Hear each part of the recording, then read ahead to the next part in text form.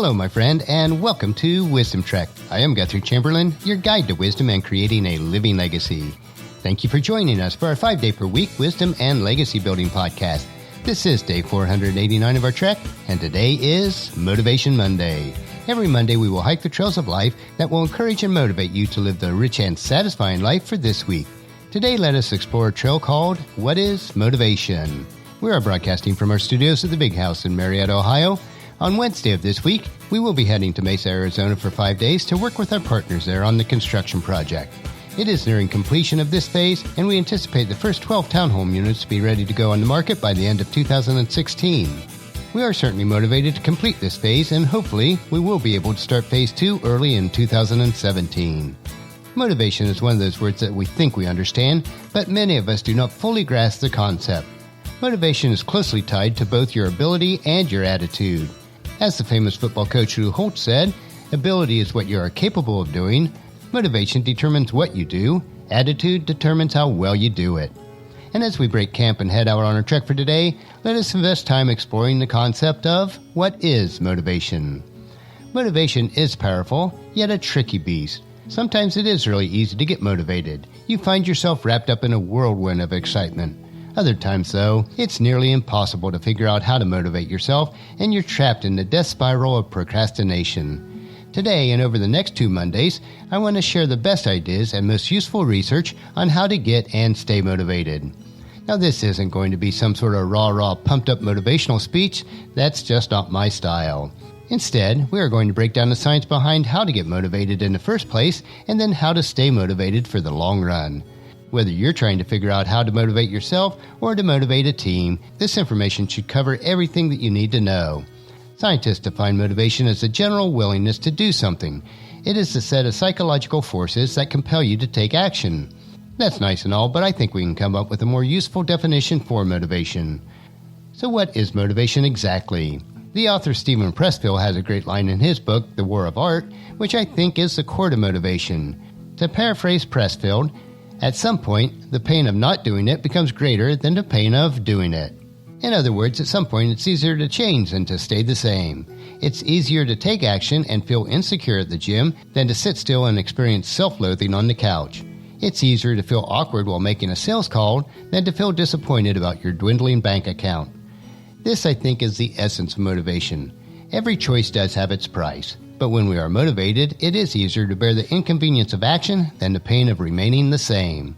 Somehow we cross this mental threshold, usually after weeks of procrastination and in face of an impending deadline, and it becomes more painful not to do the work than to actually do it. Now for the important question. What can we do to make it more likely that we cross that mental threshold and feel motivated on a consistent basis? First today, we want to look at some common misconceptions about motivation. One of the most surprising things about motivation is that it often comes after starting a new behavior, not before it. We have this common misconception that motivation arrives as a result of passively consuming a motivational video or reading an inspirational book. However, active inspiration can be a far more powerful motivator. Motivation is often a result of action, not the cause of it. Getting started, even in very small ways, is a form of active inspiration that naturally produces momentum. I like to refer to this as the physics of productivity because it is basically Newton's first law applied in a habit formation. Objects in motion tend to stay in motion. Once a task has begun, it is easier to continue moving forward. You do not need much motivation once you've started a behavior. Nearly all the friction of a task is at the beginning. After you start, progress occurs more naturally.